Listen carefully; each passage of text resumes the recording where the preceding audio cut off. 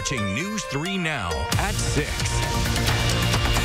Good evening, everyone, and thanks for joining us tonight. I'm McKenna Alexander. Madison Vegan Fest is back in the capital city after a 2-year hiatus due to the pandemic. The Free Community Festival celebrates vegan lifestyles, complete with food vendors, exhibits, speakers, and live music. Our Catherine Mark was at the event and shares how vegans are celebrating their lifestyle while in America's Dairyland. In a state that's literally known for its dairy products, how can people find other options? I mean, I was born in Wisconsin. I've lived here my entire life. So, yeah, people are almost like offended if you tell them you don't eat cheese. For Sarah Andrews, living in the dairy state didn't stop her from the vegan lifestyle. We're celebrating compassionate living and exposing more people to vegan food and vegan ideas and vegan vendors and nonprofits that help non-human animals. At Madison Vegan Fest, people are celebrating the ways they can try to help animals and the environment. Veganism is a way of life that's become more popular over the years. It was 2015 that I moved to Wisconsin. Weren't any vegan restaurants around, not at all. There's a couple of vegan options at menus and whatnot, and since then, it's really grown quite a lot, and now there are several all-vegan restaurants in Madison. For Sarah, she knows that giving up animal products can be tough. I don't think veganism is easy because it's a philosophy, not food choices. In a state that's famous for its farms, she thinks this is the way for people to help the animals the state cares about. I really just think it's the right thing to do, especially if you're a person who believes that you love animals, but you don't really know how a lot of your choices are affecting animals. Madison Vegan Fest is an annual event. If you weren't here this year and want to see more about what it has to offer, more information is on our website at channel3000.com. Reporting from Madison, I'm Catherine Merck with News 3 Now. It was an early start today at Camp Randall, but the Badgers still waking up during kickoff. At least that's what showed on the field. Our Jordan Reed joins us now with more from today's disappointing loss against Illinois. Jordan? Yeah, the Badgers got beat up on both sides of the ball this afternoon. This team recognizes that they're not playing like themselves. They are not playing to their standard, and understandably so, they are frustrated. On Wisconsin's opening drive, things were looking good. An incredible pass from Graham Mertz to Isaac Garendo. Then things start going downhill. There's penalty on the defensive end. That helped Illinois score the tying touchdown. Mertz is picked off early second quarter, and that's where he says the team's momentum shifted. Brett Bielema's return to Camp Randall ends with an Illinois win, 34-10, the final. No one wants to be where we're at, and yet I think told the team there's one response, and that's us continuing to come together, and we got to make sure, in my opinion, we gotta play better football, and we gotta get to where you're playing one team, the opponent. We're going to take a deeper look at this game later in sports, and that's where we're going to hear from the team about this loss. McKenna? All right, thanks, Jordan. New at 6 tonight, a 4-year-old child has died after they were hit by a car in Beloit this morning. Police say it happened shortly after 9:30 near a youth sports complex on Prairie Avenue. That's just west of I-39. Right now, police are investigating that crash, but say speed and alcohol did not play a factor in it. Tonight, police in Madison are looking for a suspect who they say violently robbed a man early this morning. The victim reports he was walking near Manchester Park just after midnight when another man walked up, punched him in the face, and knocked him to the ground. That suspect then allegedly stole the victim's wallet out of his pockets before running away. Police say the man attacked was able to walk home, but later went to the hospital with injuries to the face. As of tonight, police have not provided a description of the suspect, just saying he's a man.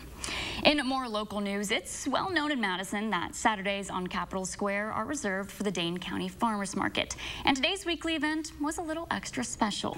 That's because DCFM is celebrating 50 years of Saturdays on the Square. And what better way to do so than with a picnic?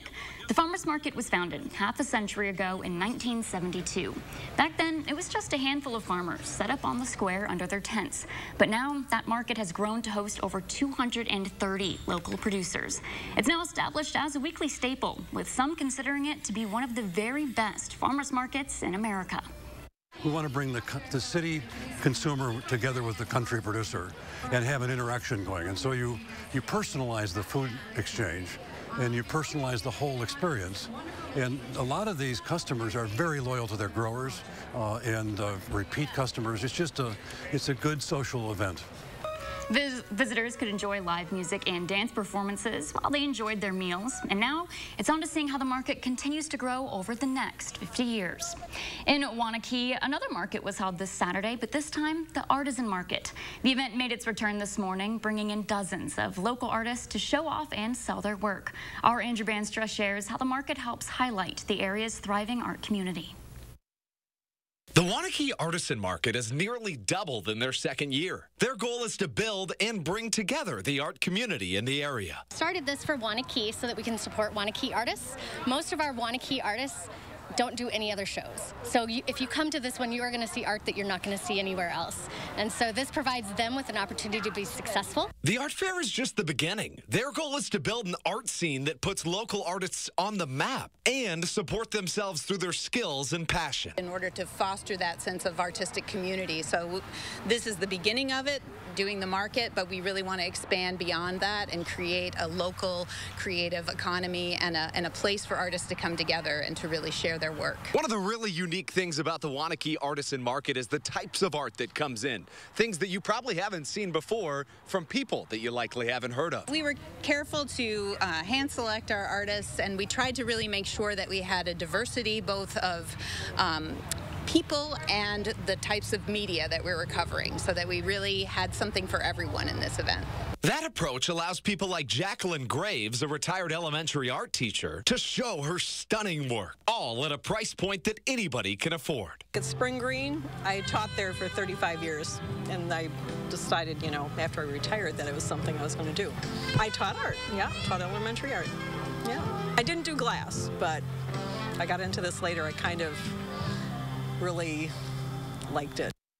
So much talent there. The market also provides scholarship money to new and young artists so that the growing local arts community can continue to thrive. Well, plenty going on this afternoon. This time, children that are nonverbal had the chance to play games, paint pictures, enjoy some fall snacks, and befriend other kids just like them. It was all a part of the second annual and inclusive Fall Festival. The event, put on by a variety of Wisconsin and Aspire Therapy, is for all children, but focuses on creating a space specifically for AAC users. That's augmented and alternative communication, which utilizes gestures, vocalizations, and signs. Festival organizers say it's important that kids get to be kids no matter how they communicate. Inclusion matters, and it's important for these kids to feel loved and cared about and to be able to just have a good time in a fun setting in this beautiful day that we're having. During the festival, parents also had the chance to learn from AAC specialists about different communication devices, as well as what kinds of resources are available to them and their families. Still ahead tonight at 6, the aftermath of Hurricane Ian in Florida.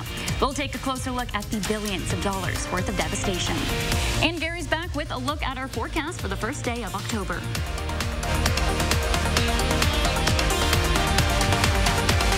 Ashley's Fall Scratch-Off event is ending soon. Shop in-store discounts up to 20% off furniture sale prices, plus an extra 55% off on select Beauty Rest mattresses. Or buy a Tempur-Pedic mattress for as little as $1 a day. Hurry into Ashley today. It's our biggest sale of the year. Get back to your health and fitness goals by joining Anytime Fitness for just $1 now through October 7th. Let us help you turn No I Can't into Yes I Can. Now through October 7th, join Anytime Fitness for just $1. Hurry in today.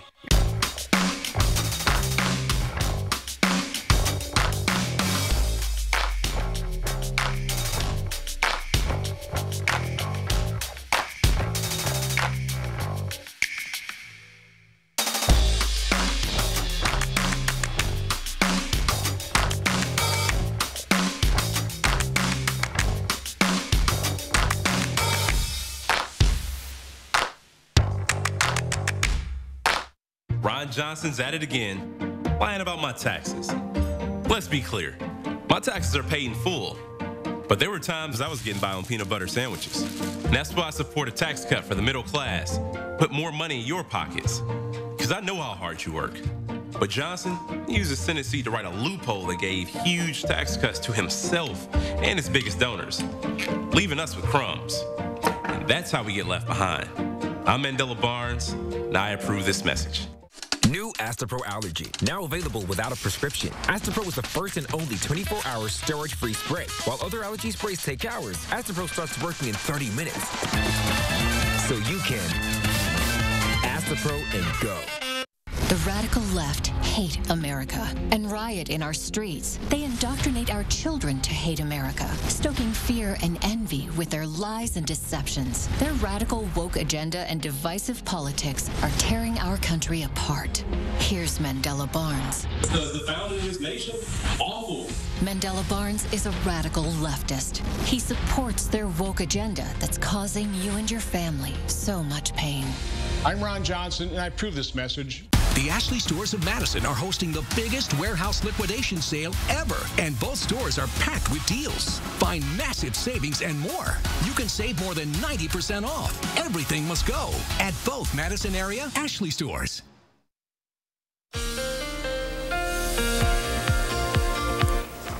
Well, it was a great day today. Tomorrow should be just as nice. And 3 things you need to know. Look for dry weather to continue through Wednesday of next week with temperatures on the mild side. Middle to upper 60s for tomorrow and Monday. But now it looks like temperatures will be around 70 degrees or even a little bit above for Tuesday and Wednesday. However, Wednesday night, some showers come through, and then we turn much colder. Look for high temperatures in the 50s beginning on Thursday and lasting through next weekend. And by probably Friday night and Saturday morning, that's probably our best chance for widespread frost across southern Wisconsin. High temperature trend over the next few days, or next 10 days, goes from near normal temperatures to above normal temperatures Tuesday and Wednesday, and then below normal temperatures as we head toward the end of the week and into the weekend. We don't get back to around normal until about Monday or Tuesday of the following week. Doppler track precipitation over the last 24 hours shows there's been some light showers across parts of western Wisconsin, central and northern Minnesota, even some heavier showers west of the Twin Cities. But there's kind of a dividing line here. The air is much drier across Wisconsin and northern Illinois than it is farther to the north and west. So watch what happens as these showers move to the southeast. They just kind of fizzle out in that drier air, and skies have generally been pretty sunny around here. Tropics starting to quiet down for a little bit. Hurricane Orlean is in the eastern Pacific Ocean near Mexico. The remnants of Ian now heading up the east coast, but out in the eastern portion of the Atlantic Ocean, an area of disturbed weather that could become a tropical system sometime in the next 5 to 7 days. About a 70% chance in the next 5 days that will probably become a tropical storm. On weather track across the country, we're in between the remnants of Ian to the east and a weather system to the west. High pressure kind of fills in the gap in between, and that's right where we are. Dries out the air, and the air sinks, so we see basically clear skies across our part of the Midwest. That weather system out to the west kind of holding in place because it's waiting for Ian to move off to the east, and then it can start moving eastward. But in the short term, looks like our weather stays pretty quiet with comfortable temperatures. Planning your night, look for low temperatures in the upper 40s to around 50 degrees, 50 in Dalyville, 50 in Verona, 49 for the low in Windsor, with skies turning partly cloudy by morning. Across the rest of southern Wisconsin, 51 for the low in Monroe, 49 in Janesville, and 48 degrees in Baraboo. Looking ahead to Sunday, maybe a little patchy early morning fog, otherwise partly sunny, just a little cooler with a high temperature of 64 degrees. As we look at the 7 to 10 day forecast, again, upper 60s for Monday, 70 Tuesday, and 72 on Wednesday. Cold front comes through with a chance of showers Wednesday night into Thursday morning, and then temperatures turn much colder. 58 on Thursday, only 50 on Friday, and by Saturday morning we're down to about 32 degrees with the possibility for some widespread frost. Then temperatures start to rebound a little bit into the weekend and the early part of next week. Now, that's a good chance you're going to need a jacket at the end of the week. So if you have any extra jackets, especially kid-sized jackets, we've got our Coats for Kids campaign going, about another week to go. Donate any new or gently used coats and hats, mittens, gloves at any area cleaners. They'll clean them up and then send them to the Community Action Coalition for distribution later on in October. But the Coats for Kids runs through October 8th, next Saturday. So get those coats in now. While it's still mild, and you can go check them before you need them at the end of the week. I don't have the exact number right now off the top of my head, but it's been a pretty successful campaign so far. So far, we've got a little more than 2,500 coats. We'll get an update on Monday morning. All right, well, still time to get in plenty of more. Thanks, Gary. Sure. Looking now toward the aftermath of Hurricane Ian, with Florida officials reporting the storm's death toll may be as high as 70. This as rescuers continue searching today for survivors among the homes ruined, with hundreds of thousands of Floridians remaining without power. Chris Hoffman is in Northport, Florida with the latest on that rescue and recovery. Searchers in Florida are combing through the ruins of homes and buildings looking for signs of life. Days after Hurricane Ian slammed into the state, storm surge poses an ongoing threat. Now we're here surveying a lot of flood. I mean, it's really, really incredible the amount of flood that we're seeing. It's way steep, so we're literally walking back to our house. So far, the U.S. Coast Guard says federal, state, and local authorities have brought about 4,000 people to safety. Many were stranded on Sanibel and Captiva. Devastated barrier islands cut off after flooding destroyed the only bridge to the mainland. Now I've lost everything. Everything, my life savings, everything, my tools, everything. We have already started the planning efforts for what it's going to take to rebuild these communities. Even with a couple of days of sun, many roads still look like this in the Northport area. Dangerous to drive through with water going across both lanes. With power still out for many in Florida, residents are looking for gas to power their generators. I pulled up here yesterday, waited in line, and as soon as I got up there, they said all out. Ian's remnants hit the Carolinas with flooding, downed trees, and damaged property on Friday. And today it continues moving north. Chris Hoffman, CBS News, Northport, Florida.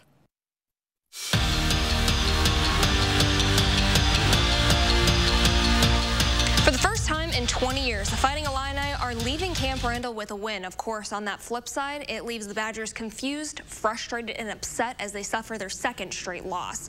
This team is very aware of their situation, saying this is not them and they really need to turn things around. On offense, Graham Mertz completed 53% of his passes and threw 2 interceptions. As a unit, they only rushed for 2 yards, while that factors in Mertz getting sacked 5 times. As for Wisconsin's defense, they had a hard time slowing down the Illini.